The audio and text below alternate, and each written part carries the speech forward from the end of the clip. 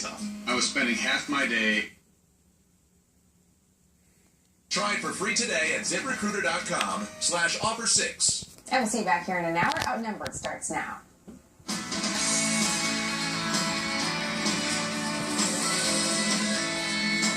All right, it's Friday, everybody. This is Outnumbered. I'm Sandra Smith. Here today, Fox Business Network's Dagan McDowell, National Review reporter Catherine Timpf, Democrat strategist Julie Roginski's on the couch today, and today's #OneLuckyGuy, co-host of The Five and host of Cash It In, Eric Bowling is here, and he is outnumbered. And you always like to remind us of something. But we'll get to that later in the show. Yeah, let's say that.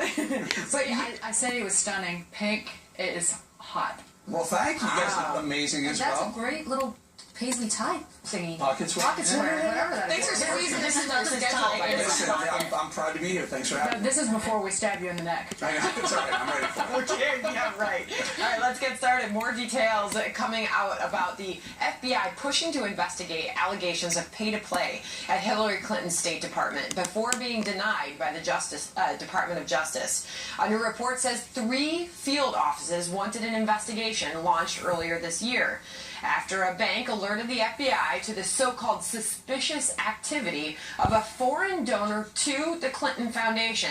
It also shows a top Clinton aide assisted the charity in its hiring while she worked as a senior official in the State Department. As first reported on CNN, Sheryl Mills, Hillary's chief of staff at State, traveled to New York in 2012 to interview job candidates for a top job at the foundation.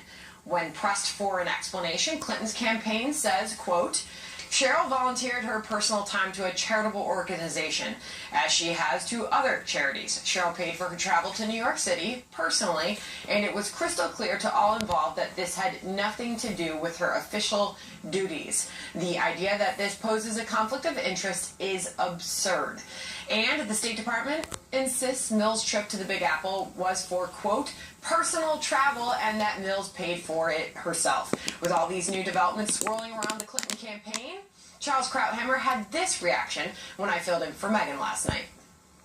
It was not a charity. It was a sort of headquarters of Clinton Inc. And the fact that they did not draw a strict line between State Department and the foundation is, to me, astonishing. Not because it's quite politically immoral, but because it is so stupid.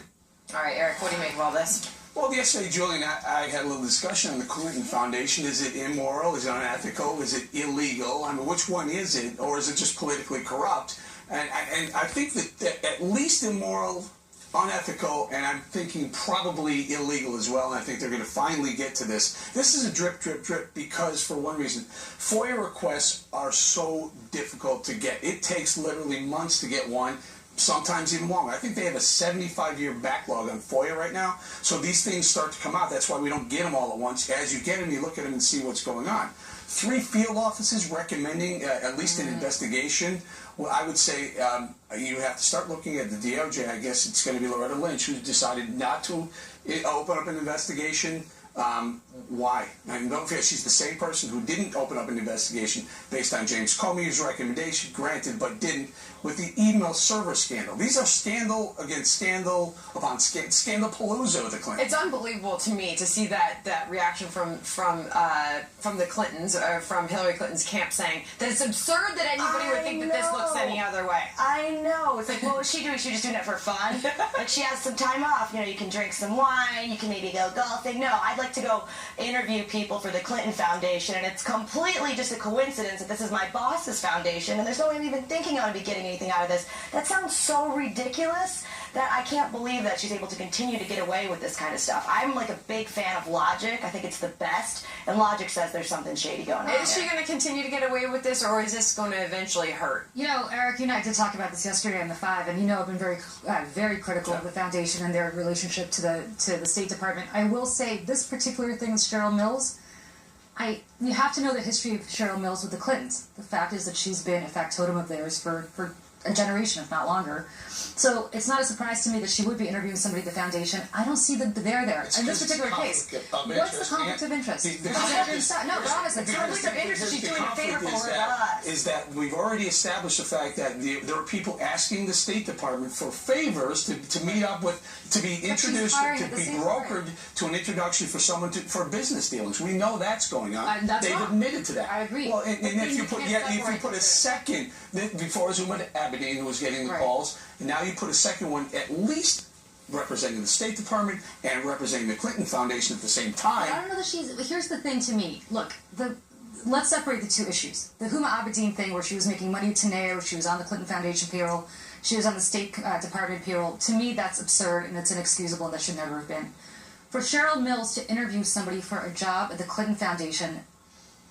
Okay, but you can't separate, right? You cannot separate these issues. This is a morass created by the Clintons to basically hide their wrongdoing. They use the complexity of these relationships to their advantage, and they operate with impunity. And if the American people think that they won't do the exact same thing under another Clinton administration, then they are as allergic to the truth as Hillary Clinton is. But let's break this down. Let's break down the worst possible case scenario. So Sheryl Mills hires Eric Bolling at the Clinton Foundation, right? She recommends that Eric Bolling gets hired at the Clinton Foundation. Mm-hmm. And? And now there may be access provided either through I want access. Now I can get to the State Department. Now I can get to Hillary Clinton. You do feel Let me give you another example. This is the one that a lot of the people from the business world can understand. You can't work for the government and work for GoldmanSachs. Okay, she's not working. But there's a reason. Hold on, I want to get to one other question. Going back to these reports now coming out that the FBI wanted to look into this conflict of interest going on, and the Department of Justice denied it.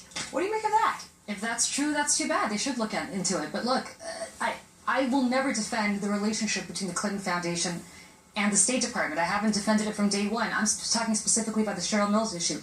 She worked for the State Department. I got it. And she hired for Eric, the Clinton if somebody Foundation. in the Clinton Foundation wanted to pick up the phone and call somebody at the State Department, Bill Clinton would pick up the phone and call his wife, Secretary Clinton, to get it done. You don't need some staffer to get hired by Sheryl Mills. Whether it's the White House or the State Department, they have used these jobs where they're supposed to serve the people of the United States to serve themselves and enrich themselves, both in power and purse. That's a separate issue. That's all the same. But I think that the overarching issue, if she's running for the presidency, it's like, do you trust her to operate in the interest of the people and not the interest of the Clintons? All right, let's move on. Meantime, Donald Trump responding to a letter signed by more than 70 Republicans, including former members